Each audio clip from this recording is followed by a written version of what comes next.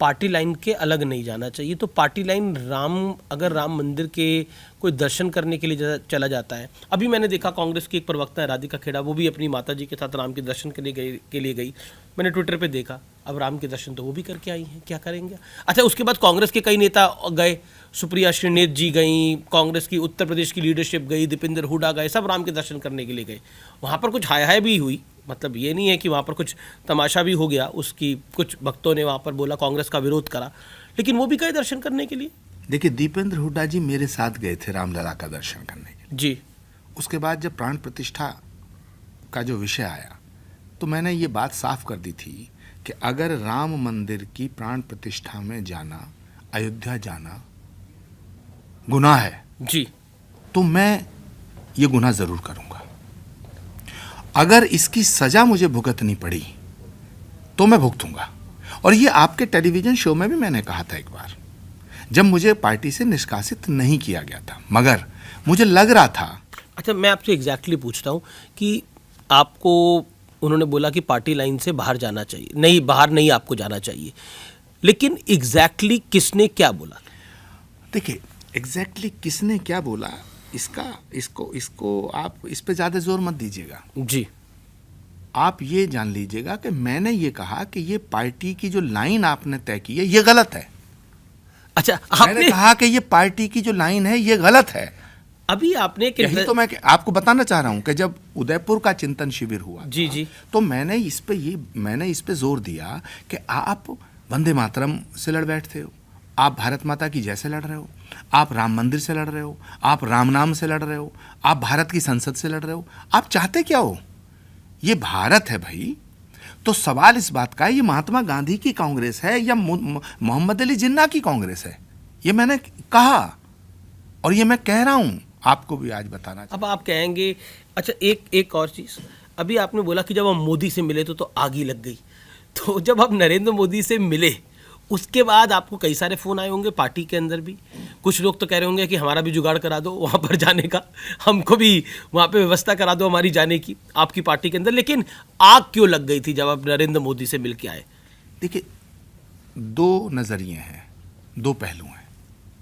एक पहलू है भारत के प्रधानमंत्री नरेंद्र मोदी जी का। मैं नरेंद्र मोदी जी से मिला, मैंने उनसे ये कहा कि आप भगवान का अवतार जहाँ होगा श्री कल्कि के रूप में, उस धरा पर, उस पावन धरा पर उनके अवतार से पहले कल्कि धाम बनाने का हमने संकल्प लिया है। हम चाहते हैं, हम नहीं, देश के करोड़ों लोग चाहते हैं जिनकी आस्था है कि भगवान राम के सारे काज आपने अपने हाथों से किए हैं। जहाँ भगवान आया उसके सब काम आपने किए। जहाँ भगवान आएगा उस मंदिर की आधारशिला आप अपने कर कमलों से रखें। एक सवाल मेरे मन में आ रहा है, मैं पूछ लेता हूँ, मैं भूल जाऊँगा फिर। वो सवाल ये है कि आप कांग्रेस में थे, आपके पास ऑप्शन तो राहुल गांधी भी थे। बिल्कुल, आपका सवाल वाजिब है, बहुत अच्छा सवाल है, बड़ा गंभीर सवाल है, इसका जवाब दूंगा। मैं अपनी पहली उस बात को पूर्ण कर दूं, आपके सवाल का जवाब जरूर दूंगा कि नरेंद्र मोदी जी के पास ये हक था कि वो मुझसे ये कह सकते थे कि पहले आप बीजेपी ज्वाइन करो, तब मैं कल्कि धाम का शिलान्यास करूंगा। बिल्कुल। लेकिन मैं नरेंद्र मोदी जी की विराटता की प्रशंसा करना चाहता हूं, सराहना करना चाहता हूं। इतना विराट व्यक्तित्व कि जो मेरे कॉज को देख रहा है, मुझे नहीं देख रहा है। उन्होंने मुझे नहीं देखा, उन्होंने मेरे उद्देश्य को देखा।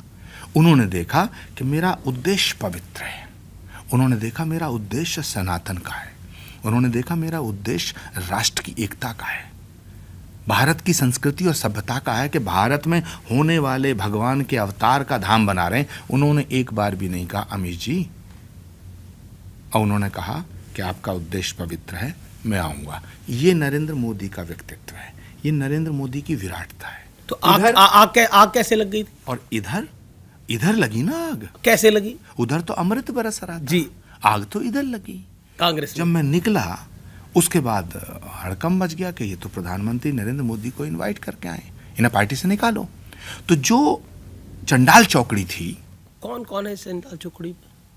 नहीं, चंडाल चौकड़ी में कौन कौन है ये आपको पता है और ये सारी दुनिया को पता है, लेकिन नहीं, फिर भी दर्शकों चंडाल को तो नहीं पता होगा। लेकिन आज आपके इस विशेष शो में ये महत्वपूर्ण बात नहीं ये है कि चंडाल चौकड़ी का तो खुलासा कर दीजिए।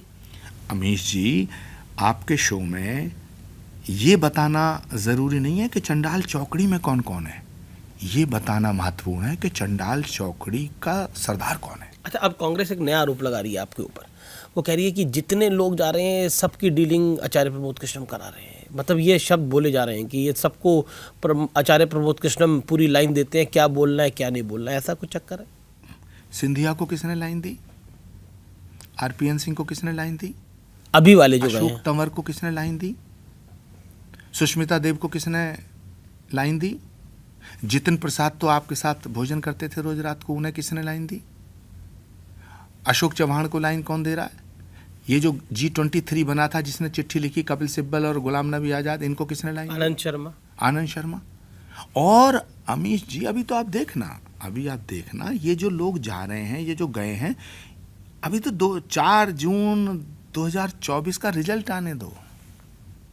रिजल्ट, चलिए मैं रिजल्ट पे तो बाद में आऊँगा, लेकिन एक सवाल हमारा रह गया। राहुल जी को भी बुला सकते थे आप कल की धाम के शिलान्यास में। अच्छा मौका था आपके पास अपने नंबर बढ़ाने का भी, आपको कोई बड़ी टिकट मिल जाती, राज्यसभा भी मिल जाती। अमीश जी, अगर उनकी श्रद्धा होती कल की धाम में जी, तो पिछले 25 सालों में एक बार तो आते। कल की धाम एक पवित्र स्थल है, भगवान का मंदिर, उसकी जो आधारशिला है वो पवित्र हाथों से रखवाई जाती है। तो आपको लगता है राहुल जी के हाथ पवित्र नहीं? अमीश देवगन जी, माथा देख के चंदन लगाया जाता है।